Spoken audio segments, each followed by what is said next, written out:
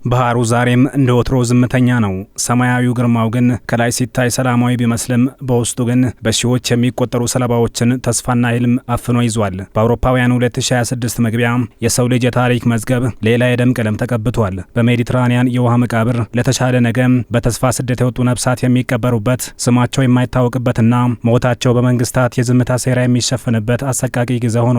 በየቀኑ በሊቢያና በቱኒዚያ ሸዋማ ዳርቻዎች ላይ የሚገኙት በድንገላዎች ለዓመታት መልስ ያጡ የስልክ ጥሪዎችና በድንገት ባዶ የቀሩ የስደተኞች ድንኳኖች ሁሉ የሚያወሩት አንድ አሰቃቂ ታሪክ አለ።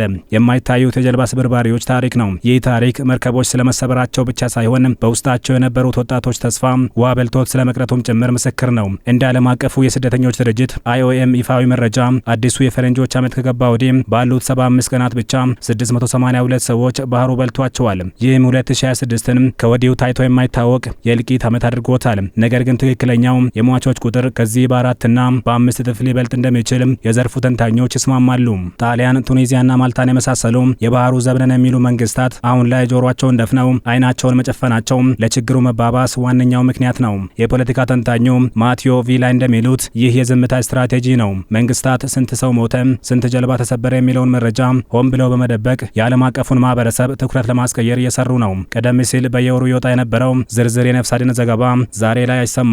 ጋዜጠኞችም እውነቱን እንዳያወጡ፣ መረጃ እንዲያጡ፣ የሰብአዊ መብት ተሟጋቾችም ድምጻቸውን እንዳያሰሙ አፍኖ ይዟቸዋል። ይህ መረጃን የማድረግ ዘመቻ በባህሩ ላይ ለሚጠፉት ነፍሳት ሁለተኛው ሞት ነው። በፖለቲካዊ ውሳኔ ማንነታቸው ሳይታወቅ ከሰው ልጅ ትውስታና ከታሪክ መዝገብ ተፍቀው እንዲቀሩ የተደረገ ነው። በፈረንጆቹ 2025 ጥር ወር መጨረሻ ላይ ቀጠናውን ያናወጠው ሳይክሎን ሃሪ በሜዲትራኒያን ላይ ሲኦልን አንግሶ ነበር። በሰዓት 100 ኪሎ ሜትር የሚወነጨፈው ብርቱ ነፋስ እስከ 9 ሜትር የሚቆለሉ የውሃ ተራራዎች ሲፈጥር በዚህ ማዕት ውስጥ በመቶዎች የሚቆጠሩ ስደተኞች ከቱኒዚያ የባህር ዳርቻ ተነስተው ነበር። እነዚህ ስደተኞች የተሳፈሩባቸው ጀልባዎች እንጨትና ፕላስቲክን ከመሳሰሉ ደካማ ቁሶች የተሰሩ በመሆናቸው በማዕበሉ እንደ ትቢያ ይበተናሉ።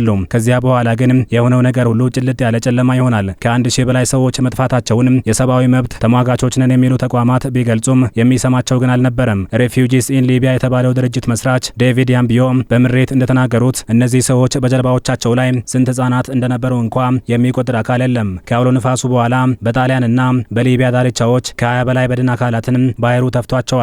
አንዳንዶቹ ደግሞ በባህሩ መካከል ተንሳፈው ታይተዋል። አሶሺየትድ ፕሬስ ስለተከሰተው አደጋና ስለተመዘገበው ሞት ትክክለኛ ቁጥር ለማወቅ ለጣሊያን የባህር ዳርቻ ጠባቂዎች 5 ጊዜ ደጋግሞ ጥያቄ ቢልክም ምላሹ ግን ምንም አይነት የተረጋገጠ መረጃ የለንም የሚል ደረቅ ቃል ብቻ ነበር። ይህ ሆን ተብሎ የሚደረግ የፖለቲካ መሸሸጊያ እንጂ የመረጃ እጥረት እንዳልሆነ ታዛቢዎች ይናገራሉ። በሺዎች ከሚቆጠሩት የጀልባ ስብርባሪዎች መካከል አንድ ሰው ብቻ በተአምር ተርፏል። ጥር 22 ቀን 2025 በንግድ መርከብ አማካኝነት ከጨካኙ የባህሩ አፍ ውስጥ የተመዘዘው ይህ ግለሰብ የታሪክ ምስክር ሆኗል። በዚያች ደካማ ጀልባ ላይ ከ50 በላይ ሰዎች ነበሩ።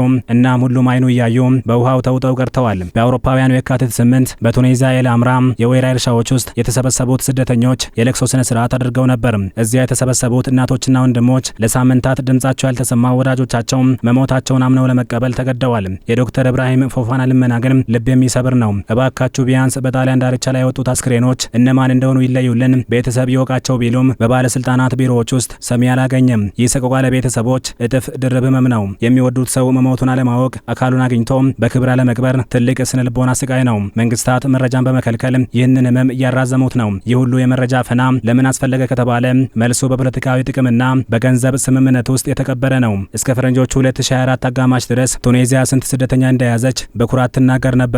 ምክንያቱም ከአውሮፓ ህብረት ጋር በገባቸው ውል መሰረት ስደተኞችን በያዘች ቁጥር የገንዘብ ድጋፍ ይጎርፍላት ነበርና።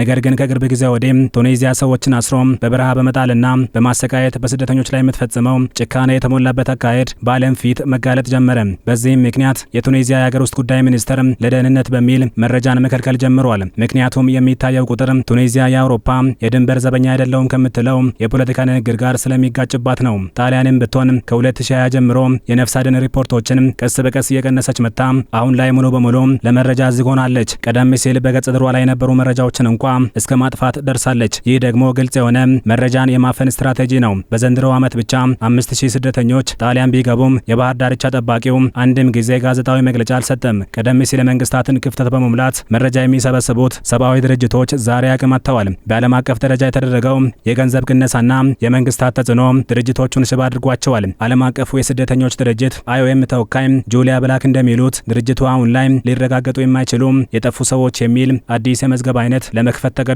ባለፈው ዓመት ብቻ 1500 ሰዎች በዚህ መዝገብ ላይ ሰፍረዋል። ይህ ማለት መንግስታት መረጃን በመከልከል ብቻ ሳይሆን የነፍስ አድን ድርጅቶችም ወደ ባህሩ እንዳይጠጉ በማድረግ የስቃዩን መጠን እየጨመሩት ነው። የመረጃ እገዳው የመጣው የመርከብ አደጋዎችን ለመቀነስ ሳይሆን አደጋዎቹ እንዳይታወቁ ለማድረግም ነው ይላሉ የሰብአዊ መብት ተሟጋቾች።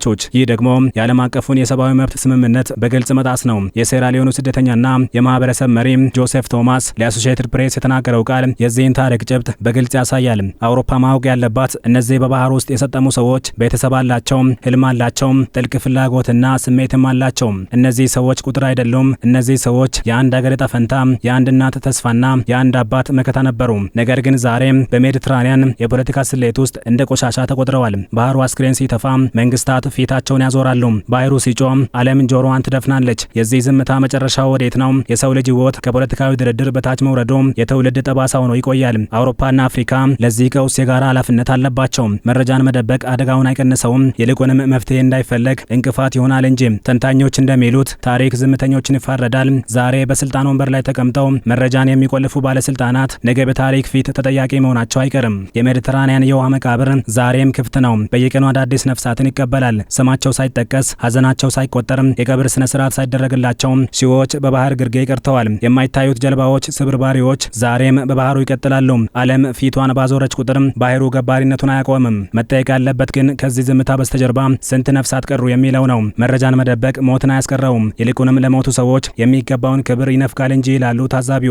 ባህሩ ዛሬም ምስጢሩን እንደያዘ ተጋድሟል። 2026 ግን በታሪክ የሚታወሰው በከፍተኛ ስደተኞች መስጠም ብቻ ሳይሆን መንግስታት የሰውን ልጅ ህይወት እንደ ፖለቲካዊ ሸቀጥ ቆጥረው በዝምታ የተሸፈነበት ዓመት ጭምር ሆኖ ነው።